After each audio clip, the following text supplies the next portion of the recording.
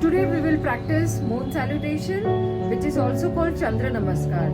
Usually we do Chandra Namaskar at the end of the day. Why? Because it gives total body relaxing, soothing, calming effect.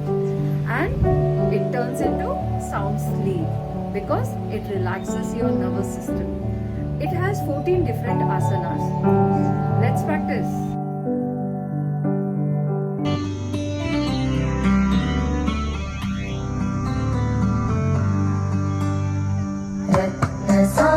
रत्नसानुशरासनं रजताद्रिशृङ्गनिकेतनं सृञ्जिनीकृतपन्नगेश्वर अच्युताननसायकं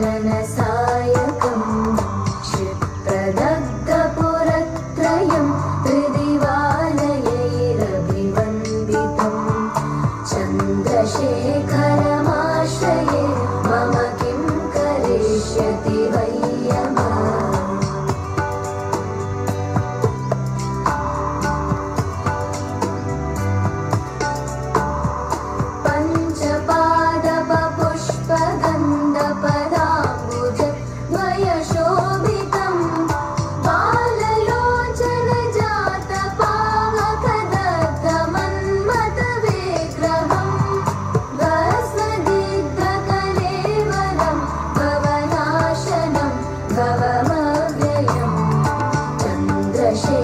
चन्द्रशेखरमाश्रये मम किं करिष्यति वै चन्द्रशेखर चन्द्रशेखर चन्द्रशेखर पाहि मां चन्द्रशेखर चन्द्रशेखर चन्द्रशेखर रक्ष माम्